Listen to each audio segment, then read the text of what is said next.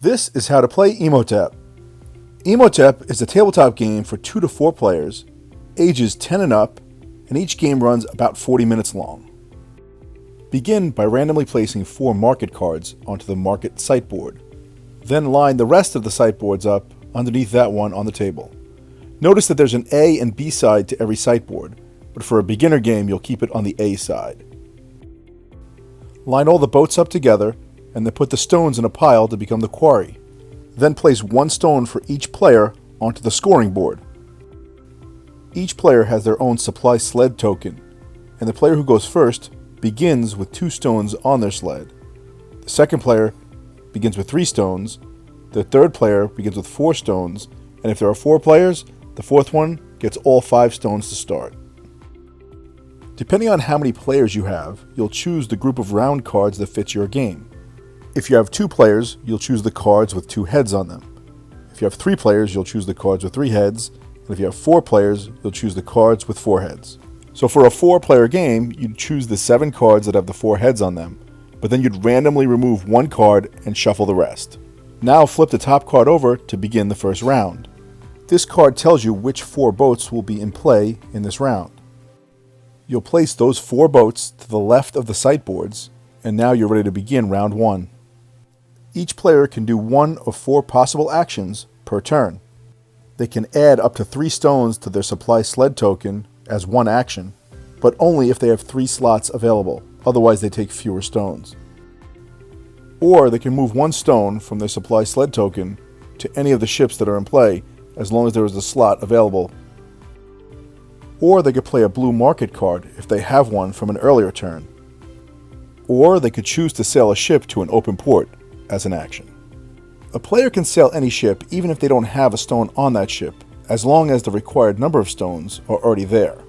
The front of each ship has an indicator that tells you how many stones are required in order for that ship to sail. So this ship requires 3 or more stones to sail. Whenever a ship sails into a port, the stones are immediately unloaded from right to left. In this case, the ship was sailed to the market, so the black player gets to go first in choosing which card to take. Each player will replace the card they take with the stone that was on the ship. Then those stones are returned to the quarry. Red market cards are played immediately, while blue market cards go face up in front of the player and are used as an action in a future turn. Green market cards earn points at the end of the game, as do purple market cards, based on how many of them you accumulate throughout the game. When a ship is sailed to the obelisks board, the order that the stones are unloaded in doesn't really matter, because they're always stacked on top of each other, on the spot that matches their color. And at the end of the game, these stacks will earn points for the players. There's a key on the bottom left of the board that tells you how many points based on how many players. So in a 4-player game, the player with the tallest stack earns 15 points, while the second tallest stack gets 10 points. If there's a tie between 2 players, they'll add the points up and split them.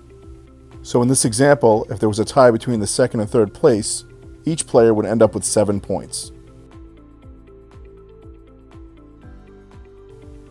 When a ship is sailed to the pyramids board, the stones must be placed from top to bottom, starting with the top left, as shown by the arrows. As soon as the stone is placed, the points are earned immediately. Once the bottom layer is full, players can build on top of that, earning points as indicated on the right side of the board. If a ship is sailed to the burial chamber, once again the stones will be loaded, starting the top left, as indicated by the arrows. And the burial chamber is infinite, so you can continue to place blocks even if you go off the board. At the end of the game, players earn points based on how many of their color blocks are connected. The key at the bottom left shows how these points work. So in this example, the red player only earned 2 points because their 2 red stones are not touching each other. However, the gray player earned 15 points because all 5 of their stones are touching. If a ship is sailed to the temple, the stones are placed from left to right, as indicated by these arrows. Once all the spots are full, you'll start a second layer, and then a third layer, and so on. At the end of the game, each stone on top of the pile earns 1 point. So in this example, white gets 2 points, and black gets 3 points. At the end of each round, there will always be 1 sideboard that was not used. In this case, it was the burial chamber. To start the next round, you'll remove all the boats from the ports, and then reset the market site board with new cards. And make sure you put the stones that were on that board back in the quarry. Now flip over the next round card and set up the ships that correlate to that card and begin the next round. Once all 6 round cards have been used, the game is over. Add up the points and see who won.